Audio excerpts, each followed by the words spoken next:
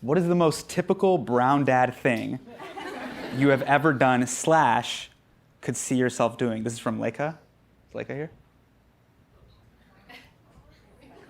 I feel like I'm like the teacher. I'm like, is Leica what is the most brown dad? Well, when I was a kid, I remember, I don't know if this happened to you guys. Did your parents not let you watch The Simpsons?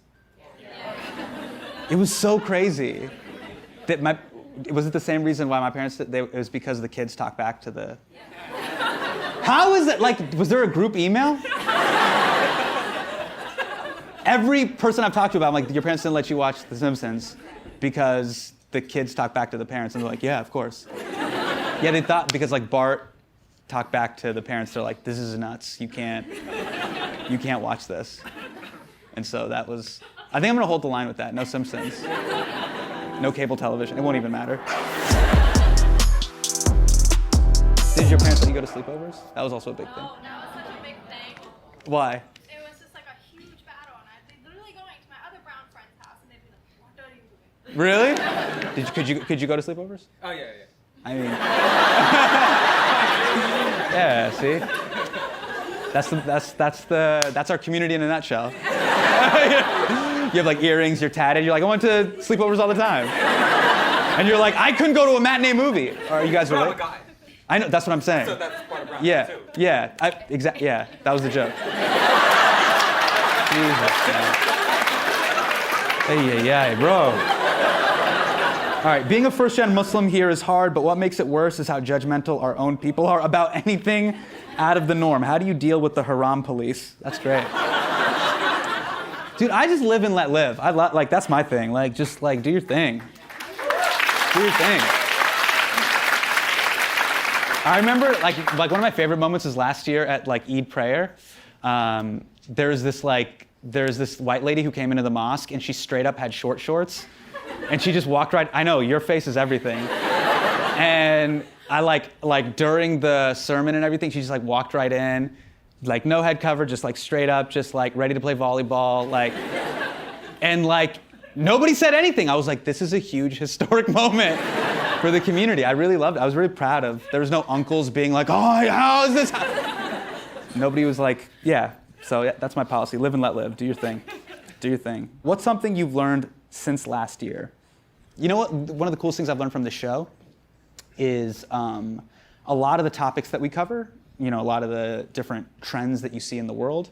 The world is a lot smaller than you think. Like the trends and forces that we see happening in other countries are happening here as well, and we're not immune to that. That's been one of the most interesting things to see. So to see the rise of authoritarianism around the world, to see, you know, developed countries even backslide into that sort of insanely hateful rhetoric and sort of almost see it like a weather pattern has been really interesting to see. So that's been really cool. I remember when I first started working at The Daily Show, one of the challenges that we had was, hey, how do you connect this to America? You have to make it about America. And now I think it's been really cool to see the show have more of a global conversation. So we start with a Malaysia or we start with an India, and then everybody else around the world kind of has to come to that as the sort of center point of the conversation, which I thought was really cool.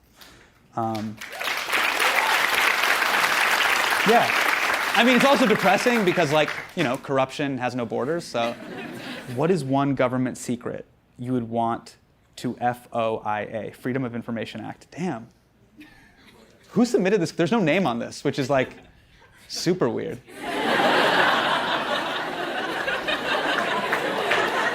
There's no name, seriously.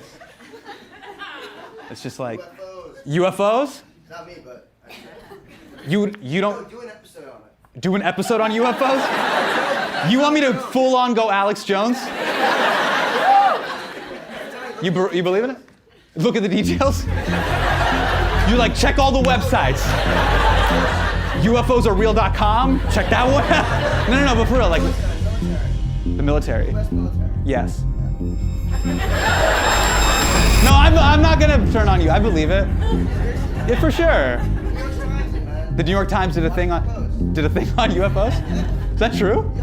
Don't pull out your phone. You're not supposed to do it. Recently? Last week, 6 months ago, all the time. All the time?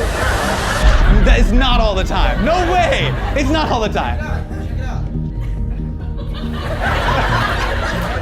Is that real? Hang on.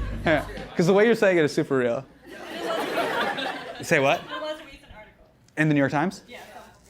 And what was the take? Like, what was the? I only read the title. Oh my God. What did it say? Does anyone know? They are claiming that people who are stationed, obviously, at sea, that they see UFOs passing, and so that they have documentation of it. But it's kind of like a human documentation. Is it real? What do you think? What do I think? Yeah. Why are you saying it like you're like, why would anyone ever? That, but also, like, you're in the Coast Guard, right? You're like stuck at sea. Sometimes you get a little bored. Oh, you think they're just making it up? Yeah, right? No 'Cause you shot. get the- No, I think it's real. I'm with him. I think it's real. Why wouldn't they? My thing is though, I don't think they've come here yet, but there's definitely aliens. You know, I think They're here.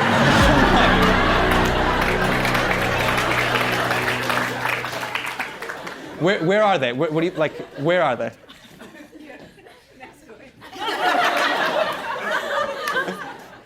no joke, man. What do you think? Is he? How are you guys related, son? My mom. What do you think when he starts doing this in public? Like, come on. He's done our research. There's proof.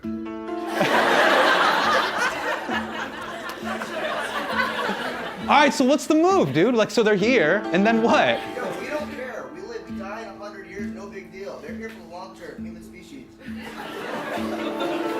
Wait, what? Dude, I think you've been smoking Janja weed. What is going on, dude? They're just waiting for us to die, is what you're saying. What a long play. Huh? They're here for our well-being. The aliens? Next question. All right. Who is your favorite member of BTS? He's from Marshall. Marshall? I would say J-Hope. He's my favorite. Yeah, for the dance moves. Who else? I don't know the other names. They're like Korean Wu-Tang Clan. There's a lot of them. 7 of them. 7? It's just a lot. Who's there? Like, who is J-Hope the most popular? I don't know. I wouldn't say he's the most popular. It depends. Like, different members are popular like in different countries. So, Oh, in different countries. But they're all from South Korea, right? Yeah. That's cool. So they're like, we have this one for the Latin American market. We have this one for the UK.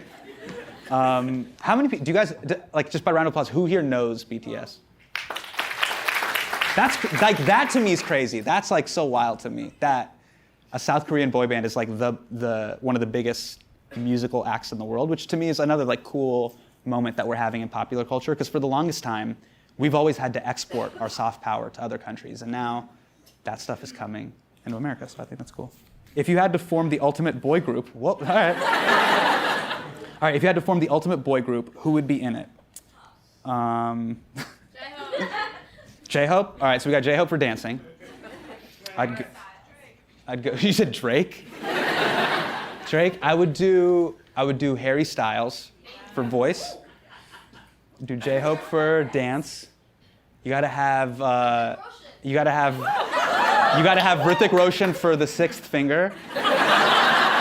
Just like finger ratio. Shawn Mendes. Whoa. Damn. What if the way you respond? What if Patriot Act was hosted by Shawn Mendes? You would lose your mind. He'd be like, tonight I want to talk about Sudan. You'd be like, Sean's. I would do Chris Kirkpatrick because you just need a white dude with dreads. You always got to have a white dude with cornrows just to mix it up, just to offend people, and just have Beethoven on the piano. Round out the group. What's your desert island album? This is from Maddie. What's your desert island album? Tango in the Night by Fleetwood Mac. Damn, you knew it like just like that? It's a question I asked. That's true. Is that a double disc album? No, I think it's just one. It's just an It's just how many tracks are on it? like 16. That's a good amount. I don't know. I would need a double disc album. You're on the island. You're. I have a lot of variety. Yeah.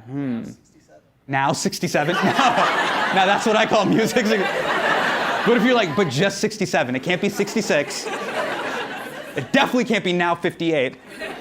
I don't know. But I do think about going to the island a lot. Like whenever I like read the news and I'm just like, I need to get my money right and get to the island. Because like global warming, all the crazy shit that's happening in the world, I'm like, I gotta leave. I don't know where I'm gonna go, but we always proverbially call it the island. All right, this show has said a lot of things about how our species has fucked up. What things do we as humans do, or have done, which melt your heart and make you happy? This is from Ishan. Hey. What makes your heart melt? That's a really hard question. That's why I asked it to. You know the thing that I like, what gives me hope and makes me believe that, the aliens are looking out for us. Okay, all right, all right, I get it, man, I get it. You're like that one friend you can't bring to a bar, All right, so there's that, have you seen that video of the Spider-Man pinata kid? There's like the little pinata kid. So there's like that kid, yeah, and they have the Spider-Man pinata, and they give this little kid a bat, and they're like, go hit Spider-Man. Everyone's like, fuck him up. And then he puts the bat down and he hugs Spider-Man. I know, I'm like, oh, humanity. The aliens really do care about us.